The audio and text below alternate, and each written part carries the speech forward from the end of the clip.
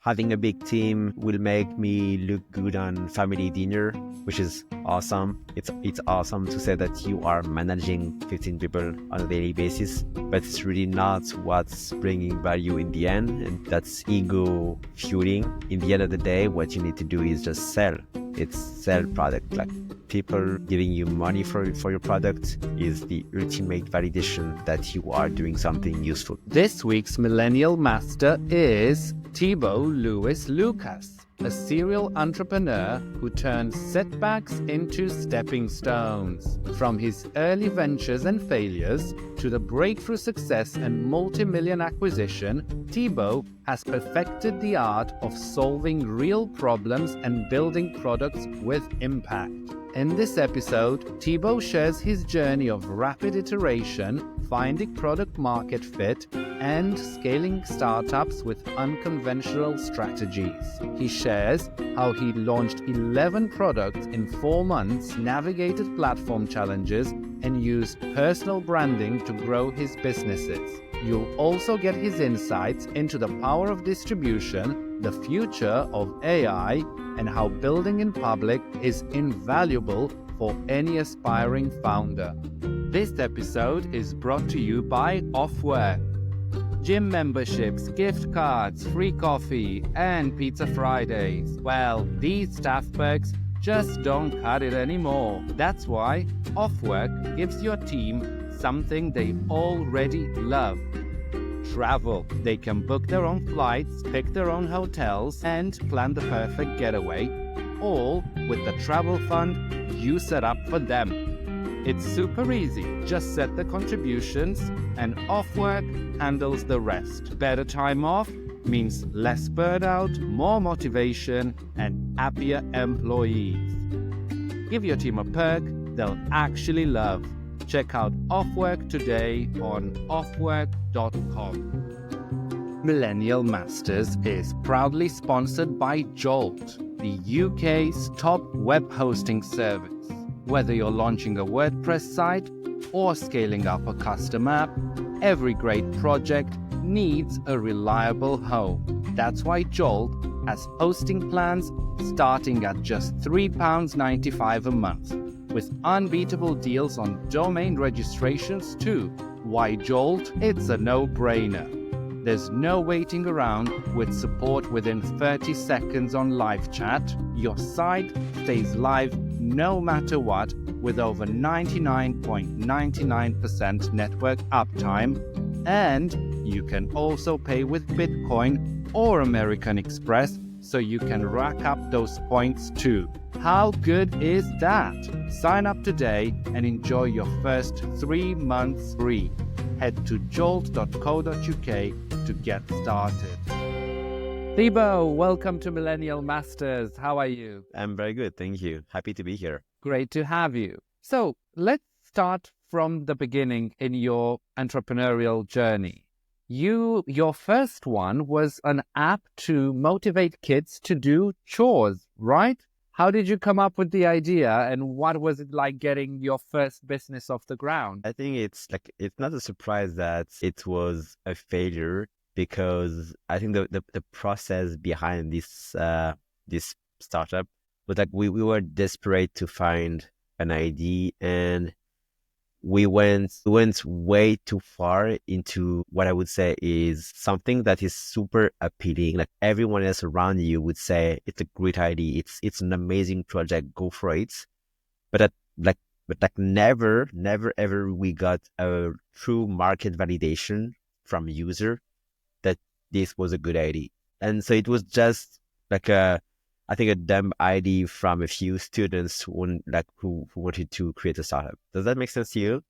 I understand. I've been in the startup game myself, and I'm also familiar with failure. And I think that the most talented entrepreneurs take a few tries before they hit their big success. And I know that's the case for you. And then after Pistache, you started another company also aimed at kids, right? But this time it was teaching kids to code, and you also went big on that. Yeah, I think the main idea behind it was like I wanted so bad to succeed that and at school, you hear constantly the fact that you need to raise money, you need to hire huge teams. So that's what you do when you are like on the ground. I failed at my first startup. So I was thinking, okay, so I need to raise more money. I need to hire a bigger team, and I need a more ambitious project. And that's exactly what I did with this second project. Like, I tried to create a video game and a video game studio behind it to create something that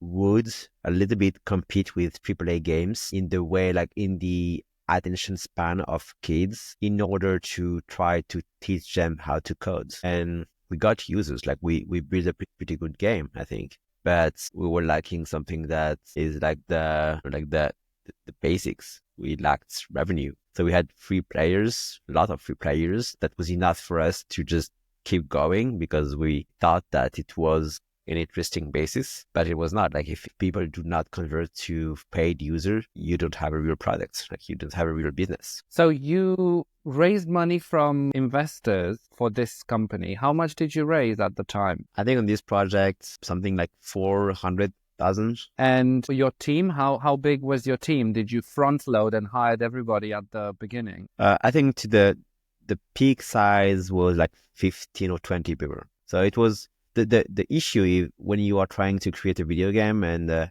is that you need a lot of people. Like, you need artists, you need game developer, you need game designers, you need the backend guy, you need the front end guy.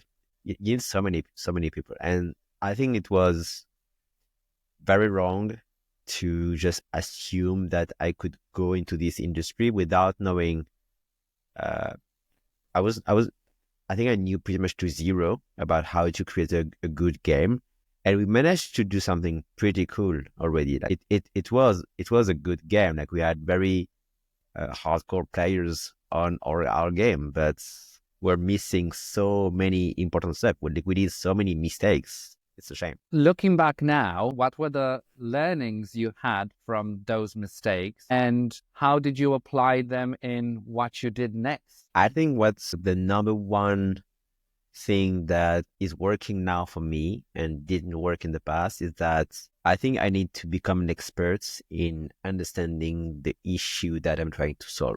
And right now I'm doing that by trying to solve my own problems. And so I know a lot about them. I know a lot about my problems. But back then, I was trying to solve problems that I don't really understand. Like, you think you understand them, but the degree of understanding that you have is very low level. You are not going to the deep core need of your audience, because most of the time it's not what they tell you. And that's how you got into your big success with Tweet Hunter, right? You were looking for inspiration for viral tweets to help you distribute your product. Is that my correct understanding from your story? Yes, what we did is a little bit differently. We had 2 failures, and each failure we went through them in 2 years. So that's pretty much 4 years in total. And the main thing when we started again is, if we need to fail again, it needs to be in 2 weeks and not in 2 years. And so we started this process of trying to ship a new product every week or so until something actually sticks, and until we get revenue. So we would look at the revenue and revenue only to consider that the product is working, and not some like vanity metrics like engagement or free users and things like that. And we would ship product after product like this for, I think we did it for like 4 months. Tweet Hunter was the 11th product that we shipped at that time. And from the very start, it took off. Like, it was working very well. Like, it was bringing real value to users, including myself. We can talk a little bit about the process that got us into Tweet Hunter, but basically I was the first user of Tweet Hunter, and it was helping me on a daily basis to grow a Twitter audience. And that's what some would call the founder product fit. And that was your first founder product fit, where you identified with the problem you were trying to solve, and you were your own solution's power user. Yeah, exactly. The thing is, at every new product that we were launching, we quickly realized that there was two acquisition channels that was bringing in the most of the users, and it was Reddit and Twitter. And Reddit was very hard to tackle. Like it's a platform that's very hard to systemize. Like it's very hard to find a recipe on how to be successful on Reddit. But Twitter there are many things that you can automate that works and that works again and again. And so that's what we did. Like we created the first project for Twitter. It was a GPT-3 based tweet generator. It didn't work so much because GPT-3 was not good enough at the time. We iterated from that. So we used GPT-3 in another way to clusterize, to categorize contents. It led to another product which worked like so-so. And then we got to Twitter because I absolutely wanted to go viral again and again on Twitter, and using old and viral tweets and repurposing them is something that works quite well. And so I created it for me in the first place. And then when we got users into these products, they find it quite useful. So how did you get users into this product? I know you employed quite an interesting and rather unusual strategy to work with influencers to grow Tweet Hunter and spread the word about what it does, compared to, say, big companies spending hundreds and thousands and millions of dollars on marketing and advertising. You took a very different route. Yeah, and that was an accident. It was not something that we thought about deeply, but what happened is we reached out to many people on Twitter, like big names, because we wanted them to use Tweet Hunter. And one of them got super interested in the product. He was basically selling a course that was promoting the exact technique that we are like putting into place into Tweet Hunter. And so he had this awesome reaction where he said, okay, I love it. I want to be in. And this guy, he didn't only wanted to use the product, but wanted to be part of the team and at the co-founder level. And so that was super surprising. We thought about it a lot. That was not the plan, but we did it. Like we gave to this guy up to 25% of the product. And we didn't really regret it. Like it was a super helpful and fruitful partnership.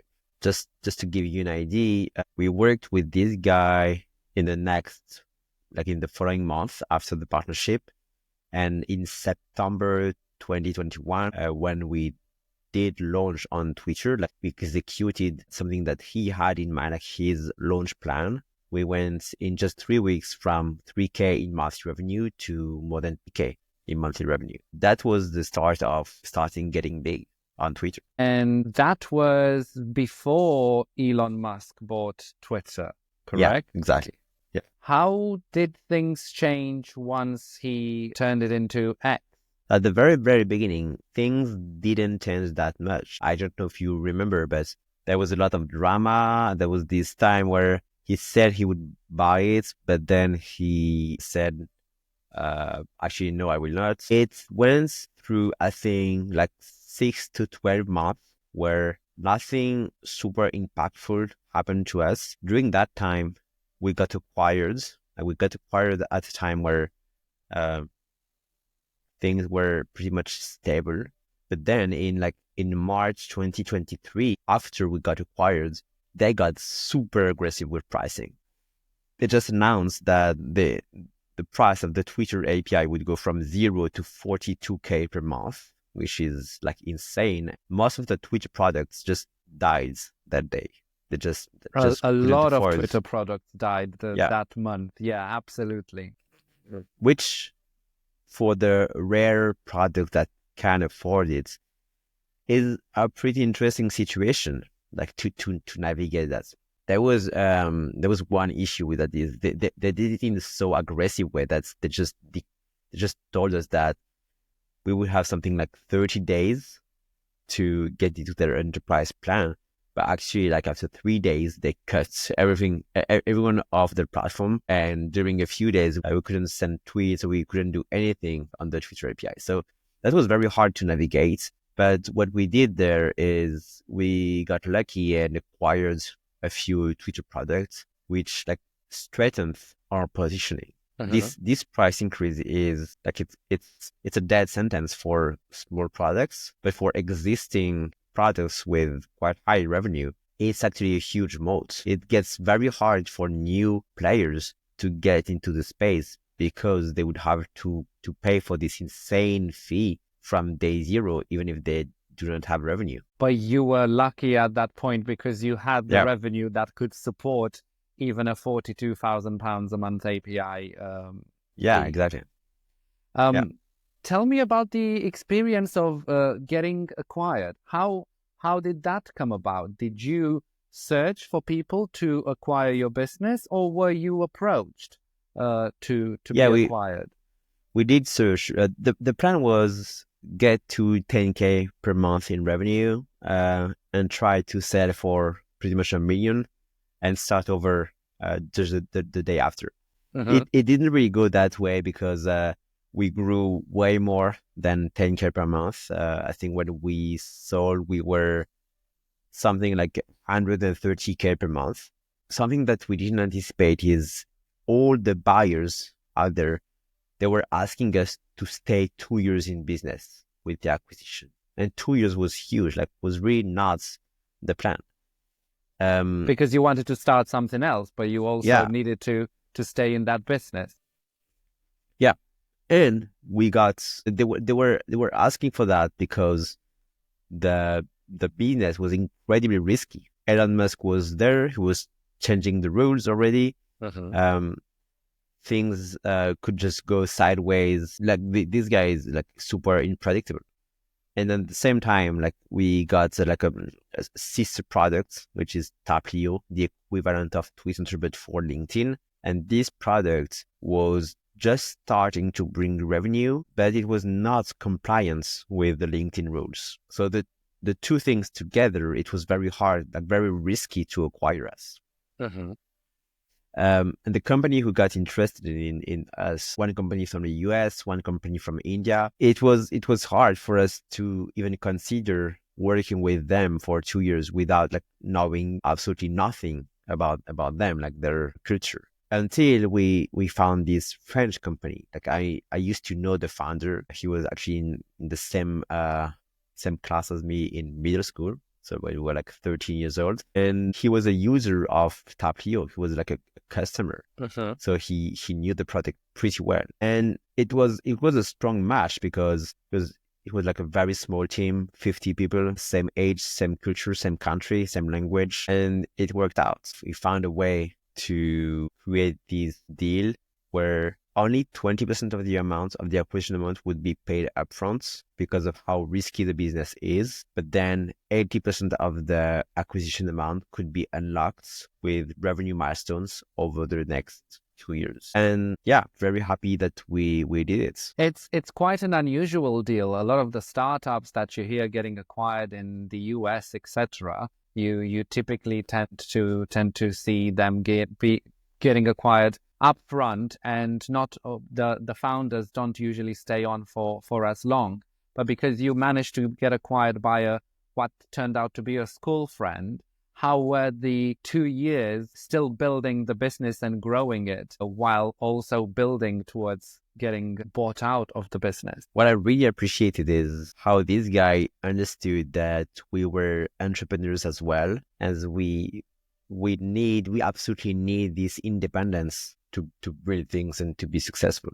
And so during the 2 years, we had all the freedom that we wanted to execute the plan and to grow. And so that's why it went very smoothly. The issue is that is give us a lot of freedom, makes it very hard for teams to collaborate together because there is no oversee of what we were doing. There was no like strong bridges between our teams to collaborate. So we mostly succeed. Like we unlocked 5 out of 6 of the revenue milestones. We grew from 1.5 million per year to 8 million per year in less than 2 years. But at the same time, I think that I don't know how, but by working together a little bit more, we could have achieved a little bit more like higher growth, which is very hard because we wanted this freedom. And you already exited. So with that in mind, what are some of the growth paths and levers that startups, especially digital startups, can pull to grow 7 times in a year? What worked for you? What worked very well for us is two main things: is social media and personal branding. That's the first, like being active, building in public, sharing everything about how we grew, what we did, sharing user stories, success stories. This worked very well. And the second thing is SEO, and being like constantly publishing new pages, new tools that would rank on Google. In the end, it compounds and lets you like just create more and more traffic over time. This worked very well, and I don't think startups are considering SEO enough. That just right now the trendy thing is talking about what you do on Twitter, and it works pretty well, but kind of gets saturated. So considering SEO more is, I think, the way to go. Let's talk a bit about personal branding, because that's something that other founders on Millennial Masters have shared with me, but they also had different reflections. They said it worked to help them scale, but it also made it difficult for them after they reached a certain scale. So from your experience with personal branding, that certainly worked to scale.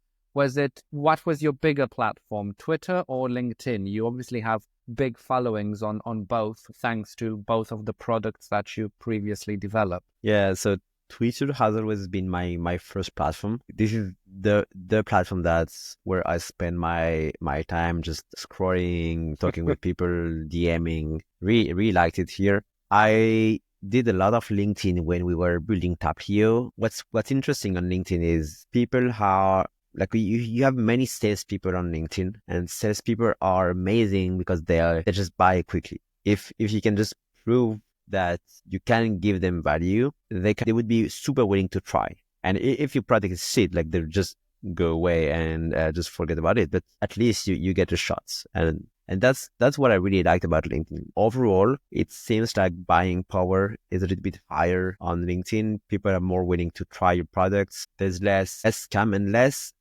very low quality users, which you have a lot on Twitter.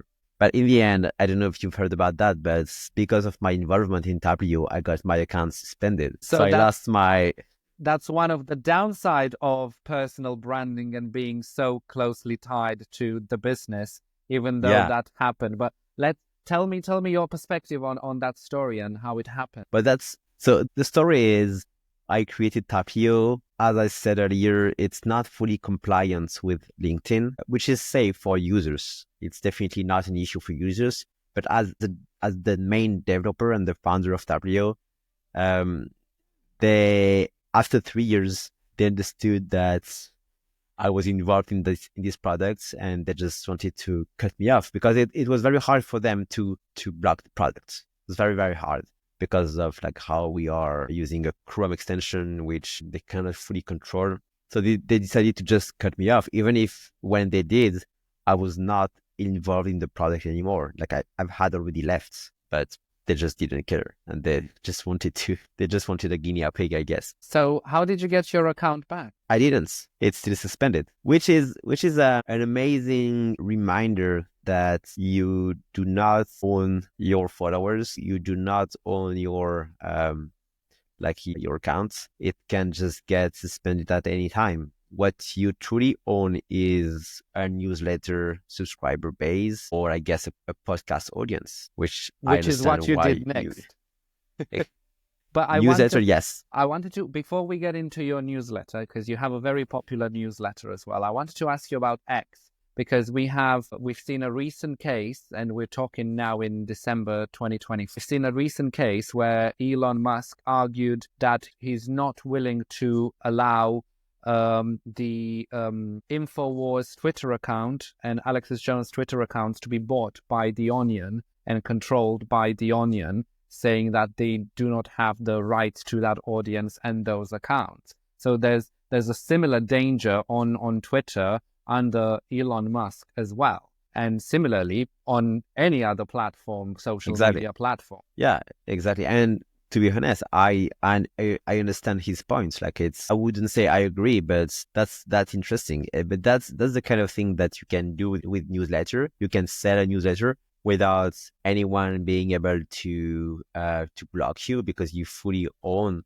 the newsletter subscriber base. So that's why I'm building right now. And you're also a user of your own newsletter system as a founder. Yeah. But you got that through, if I'm correct, acquiring a system before you started using it. So you went from being acquired to acquiring another business and then turning that into your new product. Can you run me through the thought process of that journey? That's a pretty fun story. Like I had a lot of, I don't know if it's funny for like other people like than me, but it was pretty fun to navigate that because there was this blog platform that I really loved. It's called feather.so. It's a blog platform that's pretty unique because it turns your Notion docs into a blog. So it makes it very easy for people to write a blog because you only write on Notion. It's easy to collaborate with people to get your blog post reviewed. And then Feather would just convert those pages into a blog. And so I was in the process of acquiring that product, which, by the way, is my biggest acquisition so far. Like I've done more than 10, but it's way smaller. Can you give us a ballpark of the acquisitions sum? I can tell you the number. It's 250,000. 250,000, yeah. Which is like just my personal money, which is the biggest risk I ever took.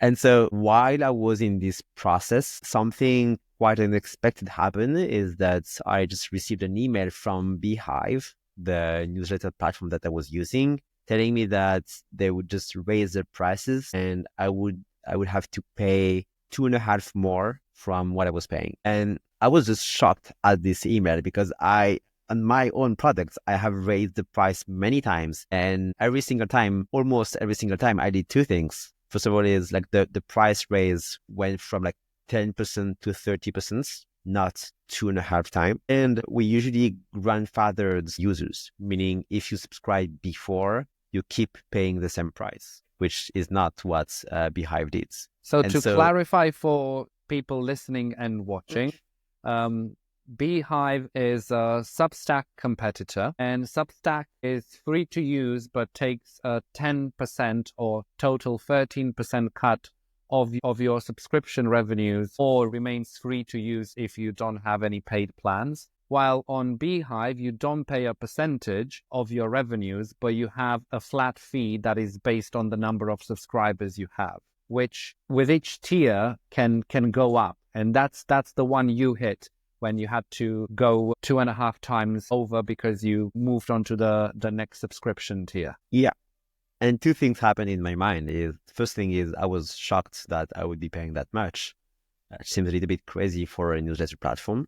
And at the same time, I was seeing here an opportunity to have a little bit of fun on Twitter and to just like call them out, asking about like what's this shit about. And I did that, and I from got your some big following traction. or to your big following. Yeah, and I got some traction, and so it started make me think about if there was some space for building my own newsletter platform. And what happened here is pretty much at the same time, I found this other product that was meant to send newsletter and emails from Notion. And so I reached out to the guy and asking if he was willing to sell, and he did, and the acquisition happened. And so I quickly closed this acquisition and worked a lot on merging the two products. Like was merge feather.so, the blog platform, plus this other tool to send newsletter and emails, and added all the newsletter capabilities in Feather. And so it took way more time than I thought. It's actually super challenging to send newsletters, but we actually got pretty successful with that. And I'm now using my own products instead of Beehive.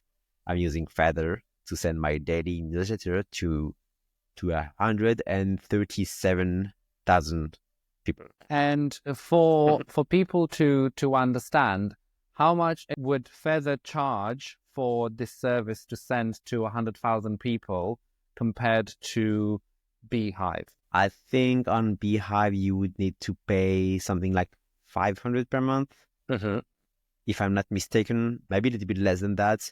And I think on Feather it will be just half the price. But the main issue with Beehive is they bill you per subscriber. Yeah. So as soon as you have like a K followers, you need to pay 250 per month, even if you send like one newsletter per month. And what's amazing with Feather is pretty good for entrepreneurs, solopreneurs, like small founders, and those people that don't have time to send one newsletter per week or per day. And so if they use Beehive, they will need to pay a lot of money just because they have a high subscriber base. Whereas on Feather, you basically pay percent. And so you get something that's much more cheaper, much more appropriate to what you are doing. It's just not the same target audience. And it's a different revenue model, I guess. It stands out from the Substack model, the Beehive model, and even the MailChimp model, which is based on how big your list is, plus how many sends you do in a month from there. So to crystallize what you've just said, social media, the following you're building there, you don't own it and you can lose it on a whim if somebody at that social network doesn't agree with what you're doing. So you need to build your own newsletter and or podcast. But isn't there a danger that services, both like Substack or Beehive, could also lock you out of your own emails? It's possible. So while I was building and like maintaining Feather, I got locked out from my Beehive accounts. But what I did there is, first of all, they allowed me to download all my subscribers. So they didn't just like rip me off. But just before that, I have already had this idea that it could happen. And so I already did download all my subscribers, which most of those platforms allow to do. Like I would really not use a newsletter platform that do not allow you to export all your subscribers. And because most of them do, any new player in the space will probably have to support this feature. Most of the major ones do support that. So just to be fair to all of them, Substack and Beehive do. But you did have to be careful. Was it because they wouldn't let you use your account anymore, so you had to download your subscribers? Yeah, they noticed that I was actually integrating the newsletter feature in Feather, and I was sending half the newsletter with Feather, half the newsletter with Beehive, and I was comparing the open rate, the click rates, to just build a better product. They understood that I was doing that, and so they just cut me off. And that was because you were building in public, and that's another one of your concepts that you are well known for and have been doing very openly on both LinkedIn up until your recent block, but still doing on Twitter to a certain extent. Tell me about that concept. How did you come about it? A lot of people like to keep their stats really close to their chest and not share too much. But the main concept is what you will share is probably not a secret, because if you are not sharing it, it's very likely that someone else will share this same tip, this same hack, but not from you. Meaning you do not get the credits if someone else is doing it. If you are getting the credits and if you are the guy sharing the tips, you get something that is amazing today, which is trust. And by doing that, by sharing value every day on Twitter, by just sharing tips, by sharing true numbers, what happens is people start trusting you, trusting that you deliver quality products, that you behave nicely with customers, that you do not scam people. And this has the very interesting effect that people start sharing feedback. People just want you to be successful. So they buy your products because it's coming from you. They just try your new stuff. They help you, they promote your stuff. They would be happy to just plug your new product into their newsletter. So many things like that's happening to me. Just because like a lot of people are very nice. Just that's it. Are they also very nice because you have a huge Twitter following? What's your Twitter following at the moment? It's more than 130K on Twitter.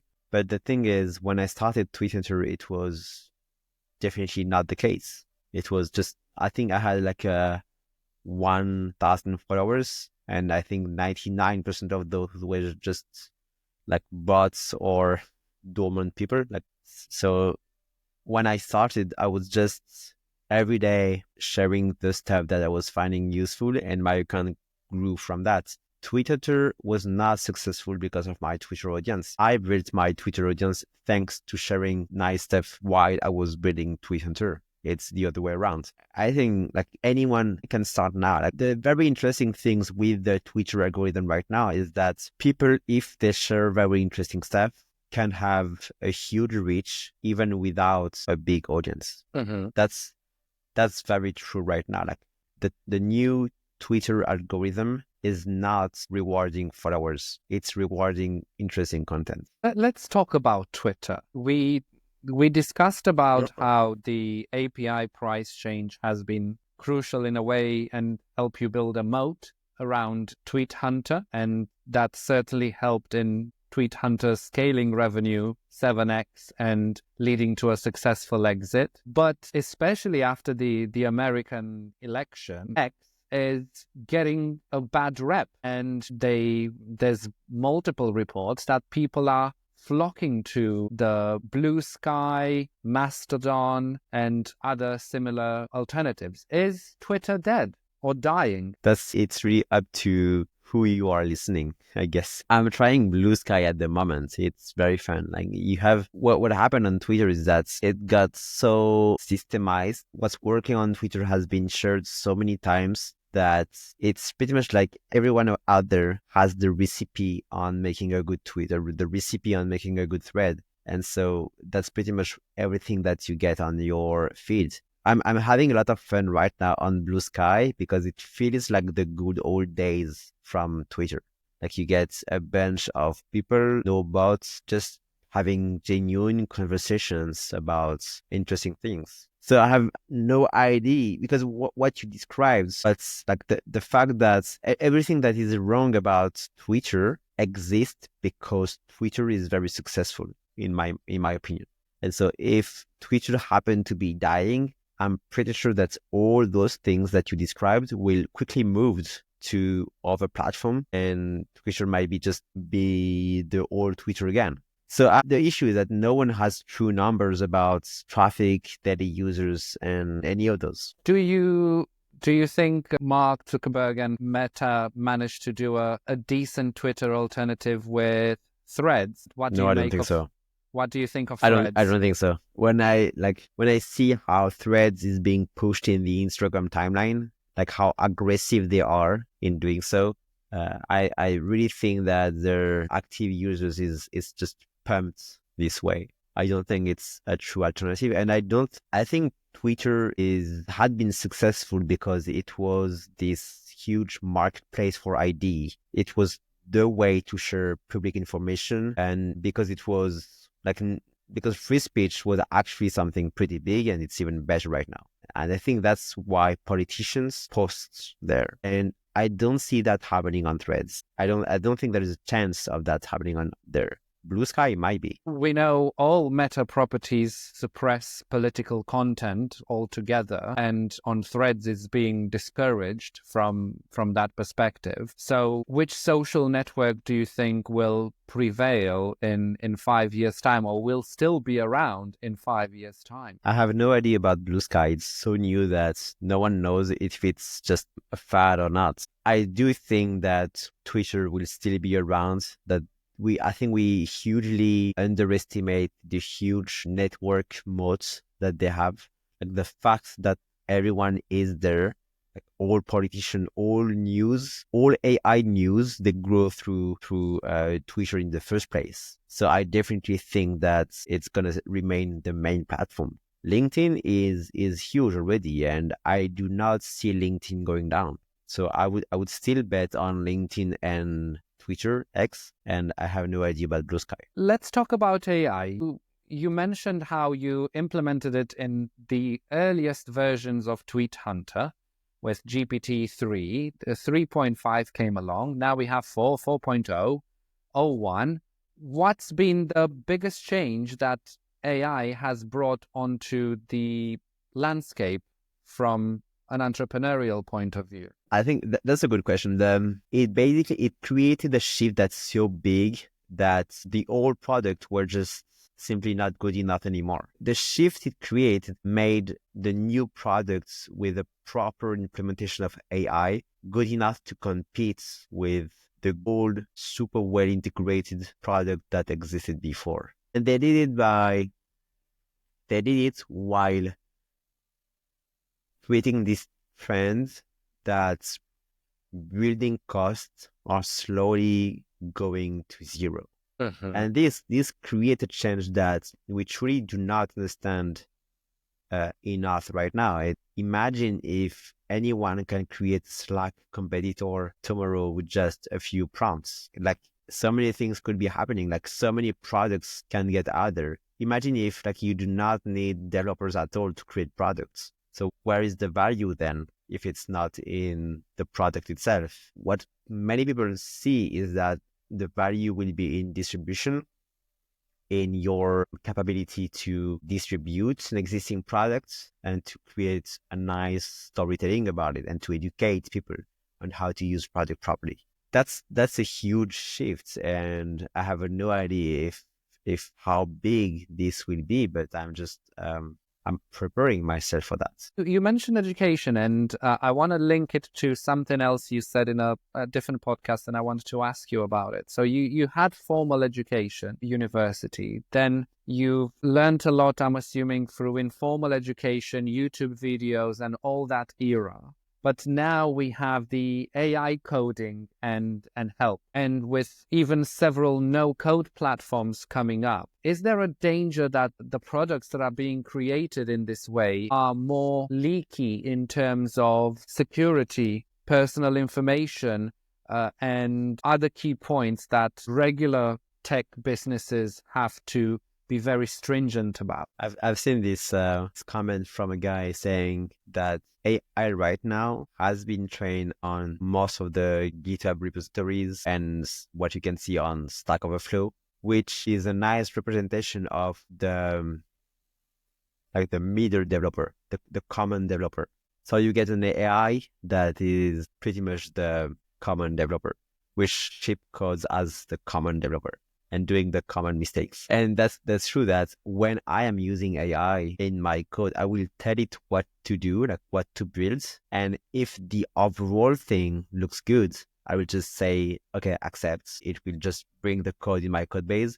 And I will not go through each line and make sure that everything is 100% correct. So it's super true that it can create security leaks, bugs, and many other things. At the same time, we will probably have very advanced tools. Like I expect logs solution tools like Sentry, which are able to detect bugs and security leaks, to use AI as well to be much better at identifying issues, bugs on your code on an automated basis. I've seen these tools which are amazing, where they basically just run on autopilot, analyzing your code base at every moment and opening GitHub PRs for you, which means basically it's pretty much like you have a developer which will try to fix a bug on itself and just suggesting something for you to approve to then go into production. So many things are happening. It's so hard to keep up.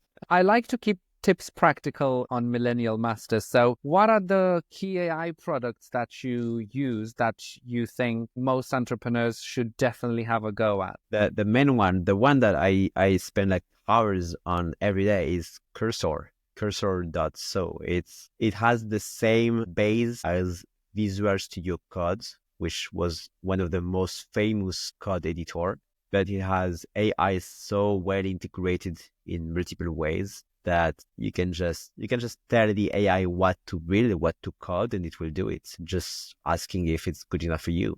And if it's not, you can just say, yeah, it is a little bit where I want to go, but just fix this and do that in another way, and it will do it, which is super powerful. And outside of coding for personal productivity, do you use AI? Yeah, I was the default ChatGPT desktop app, which is pretty good in my opinion. And I used something else, which is Typing Mind. Typing Mind is a nice layer on LLMs, which means it can connect to GPT-4o, but also to Claude AI models. But it can, what's very powerful there is that you can create folders for each project. And for each project, you can add like something like meta prompts. So telling the AI what the project is about, so that every time you ask something to the AI, it will know the context of these projects, which is something that I really appreciate. It gives you then much higher quality responses. Have you tried Google's solution with AI? I know we mentioned SEO, and this is linked to the future of the web in a way. What do you think of Google's AI models? Yeah, I use Gemini in my code for some very specific features, but I'm not using them as customer products. Do you think AI search, such as GPT search and or the AI overviews from Google are the future of the web? Will people still search in the old keywords way, or we're getting done with the links and the outbound? What I think is you will probably not search anymore for what's the weather here, or who is the current president of the United States. You will probably not search for that, but you will probably search for download a video from a LinkedIn post, or create a cartoon video. Because if you are looking for a tool, Google search will generally send you to the correct tool, and you will get exactly what you need very fast, which LLM do not do right now. That's because they don't have the most up-to-date information as Exactly. Google does for Yeah. now. Yeah. So for general questions, you will not necessarily use Google in the same way, but for finding products and tools, Google will remain key. Do you think Google needs to be broken up, like especially since American judges now found it has a monopoly in both search and advertising, and they're recommending to take out Chrome as well as possibly Android from Google and Alphabet? I definitely don't think it needs to be broken up. I do not really know the internals of this case. I have no idea. I do not know the American law enough to like give an opinion on if it's a monopoly or not, and if there is a harm being done on the customer or not. But my personal opinion is that the average guy like me get more value from Google if everything is just one company and everything is correctly connected. Speaking of monopolies and big companies, America is doing very well at it. They have the majority of the tech companies. And in the past couple of months, at least, there's been a bigger discussion going on about how Europe is falling behind. It doesn't have any tech giants. It doesn't have major AI capabilities. And a lot of the talent and capital is either coming from or is mainly attracted to the US. How do you think Europe can catch up with the US and remain competitive globally? And I'm asking you, of course, as a Frenchman based in France. That's so hard to answer. Like, honestly, if I knew the answer, I would probably be president or something like that. I guess the obvious answer is less regulation, like letting people like me do their job and like cut taxes, give us the playground to build. But I know this is likely not going to happen because that's really not what the common guy wants here. Like this is like in France, actually, this is not even on the table because of all the political mess that we have now.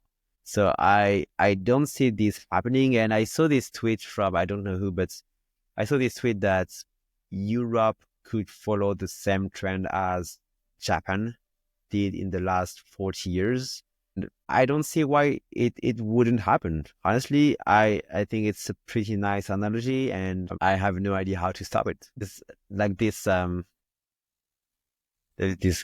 guy promoting something like he called Make Europe Great Again.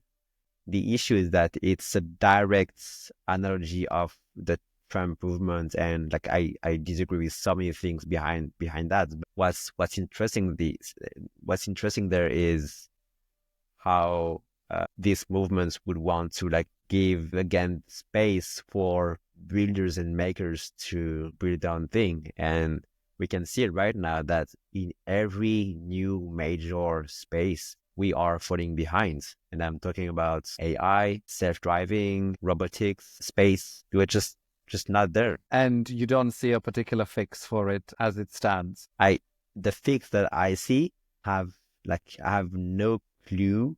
Like I do not see any state in Europe going into that direction. We are going the opposite way. We are still going the opposite way. Like we are still we are desperate for adding more regulation, and I understand why. Like with climate change, inequalities, I understand why we want to go that way, but it has this incredible side effect of just killing our economy. And people don't know what, like when we say we are killing the economy, they understand it like, yeah, that's an issue, right? The big rich guys are gonna lose their money. Why is it a problem? And they don't understand that it would mean less education for our kids, less medical assistance, and so many things. I'm moving on a bit out of the tech space. And Did I lose you here? No, it's just because I'm wary of time, and I want to talk more about the entrepreneur and your journey as well. And yes, building and scaling a business, even from my experience, can be chaotic, can take so much of your time, and you can easily get lost in it. So do you have any habits or routines that help you stay grounded and productive when it's so easy to get distracted and just stay into your work? I think I know myself a little bit. So what I do is I will try to tackle the hardest task of my day every morning, meaning that's going to be the first thing that I will try to do on my laptop every morning. I guess most people will start by just checking emails, checking DMs, stuff like that. I will actually just get my coffee and just start coding right away, or start writing if that's the things I need to do right now. And I will try to like do it in at least 2 hours without any distraction, so that I actually build stuff. And that's I think a very different mindset from what I had like 10 years ago, where I was just trying to keep up with everything, like answering every emails, answering to everything. Right now, today, I really try to ship something. What I mean by ship is build something and send it to the world, like publishing something that someone out there can see or experience, and that could just bring him value. So how do you disconnect from your work? I think that's my main problem, is that I usually don't disconnect. That's why my wife and I are constantly fighting over that I don't disconnect enough. That's something I can understand and resonate with. But that also means that running startups, scaling businesses, it comes with sacrifices. What's been the biggest sacrifice you've had to make to be where you are today? Probably going through 4 or 5 years of failing startups, I guess, and being willing to just start again. I think that's the hardest. Like during 4 years, I earned a very low salary, and I was just we had a few successes, but overall it was product failures. And with that in mind, what's the best advice you'd give someone just starting in their entrepreneurial journey, or considering quitting their job and starting a product, or wanting to become an entrepreneur in 2025? I think I would say 2 things. The first thing is your first idea is probably going to fail, but you still need to build it and to go through it so that your second or your third idea will eventually succeed. And to drastically increase the likelihood of each of one to be successful, I would really start building something for yourself first, because you are an expert on your own problems. Like building a good product is, in the first place, a true understanding of the problem that you are solving. And one thing I have on Millennial Masters is a book club. And I tend to ask everybody I interview, what books have inspired you in life and in business that you would recommend to others? I think the book that had the most effect on me is probably Atomic Habits. I'm probably not super original there, but Atomic Habits from James Clear is the book that not only told me that I could change in a drastic way with the small, tiny habits, but I think the most important takeaway from the book is how to implement a new habit. And it's very good. Like the tips there are very good. So what new habits have you implemented? Yes, James Clear's book is the first one that I had on the Millennial Masters book club. It has certainly been mentioned by several others, but what new habits have you been able to implement thanks to his systems? Reading, working out multiple times a week, writing my tweets in the morning with my coffee, things like that. And is there one piece of advice that you would give your younger self if you could? The one thing is maybe if I was talking to a 15 or a 20-year-old version of myself, I would just say that having a big team will make me look good on family dinner, which is awesome. It's awesome to say that you are managing 15 people on a daily basis, but it's really not what's bringing value in the end. And that's ego fueling. In the end of the day, what you need to do is just sell. It's sell product. Like people giving you money for your product is the ultimate validation that you are doing something useful. And now you have been managing your teams remotely, haven't you? What's the learning from managing teams remotely? What's the secret to developing a product and working with people spread out? One thing that I'm doing, I think, different than most people is I don't have employees. Like when you say my team, it's not really my team. I have 4 different products right now. For each one of those products, I have been partnering up with one very skilled maker, like who owns share of the product. So I'm not managing the person. He is a self-aware, self-managed person who I'm working with to find some kind of success. And I think that we are going more and more into this direction of less management, because the guy you manage can be replaced by AI these days. If you want motivation and peak involvement, equity share is the must. And how do you find these people to partner with? What qualities are you looking for? That was one of the other questions I typically have on my list, because a lot of people have co-founders in a way, and you have product builders from what you described. So I have a unique process to find these. Like I use Twitter mainly. Okay. And I think I'm successful enough on Twitter so that I can cherry pick the people who are coming to me, and that I do not hesitate to run multiple experiments at the same time with multiple people. Meaning that I will be honest about it. I will say I have 5 people competing for this position. I want to run a 2-week trial. You're going to be paid that much. If after the 2 weeks, we had the best collaboration, we understood each other very well, and you built the best thing, I will go with you. And it's very weird for the guy who receives that. But if you are super honest about this process and sharing honestly about how many other people are following this, it works very well.